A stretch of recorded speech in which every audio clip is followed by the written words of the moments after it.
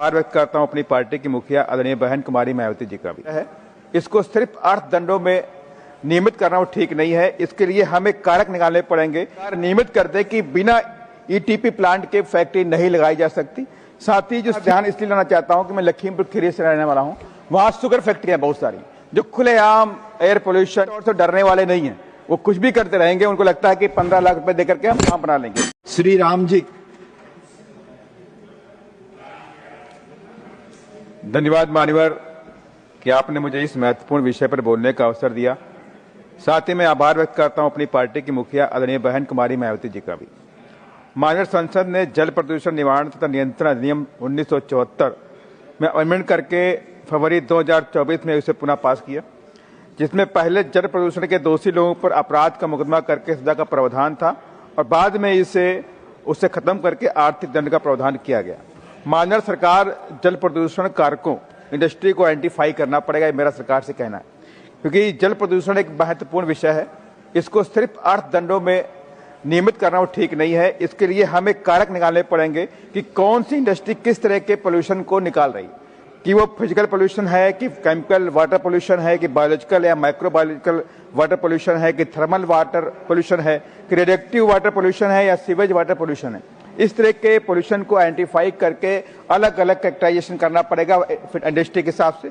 उसके हिसाब से उनको सरकार ट्रीट भी करे, अन्यथा एक बड़ी त्रासदी को लेकर के इस तरह की केमिकल फैक्ट्रियां जो रेडिएक्टिव पोल्यूशन दे रही हैं, जो बायोलॉजिकल पोल्यूशन दे रही हैं, इस तरह की इंडस्ट्री बड़े कारकों को भी हमें झेलने की ओर आना पड़ेगा। माननीय सरकार इसी तरह की फैक्ट्रीज को इफ्लुएंट वाटर ट्रीटमेंट प्लांट जितनी भी फैक्ट्रियां लगती हैं उनमें सरकार नियमित कर दे कि बिना ईटीपी प्लांट के फैक्ट्री नहीं लगाई जा सकती। साथ ही जो सीवेज है, नगरीय निकाय हैं, उनमें भी सीवेज वाटर ट्रीटमेंट प्लांट की व्यवस्था भी सरकार नियमित करे, ताकि वहां का जो गंदा पानी है खुले में, नाले में, नदी में, नहर में न जाने पाए। मैं इसका ध्यान इसलिए लाना चाहता हूं कि मैं लखीमपुर खीरी से रहने वाला हूं, वहां शुगर फैक्ट्रियां बहुत सारी जो खुलेआम एयर पोल्यूशन, वाटर पोल्यूशन फैलाती रहती हैं। कोई ट्रीटमेंट प्लांट नहीं है उनके पास।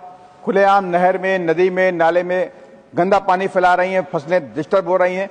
तो अगर इस तरह की प्रावधान कर दिया गया कि 10,000 रुपए, 15 लाख रुपए तक लिमिट है, उन पर हम पेनाल्टी लगा देंगे, तो निश्चित तौर से डरने वाले नहीं हैं।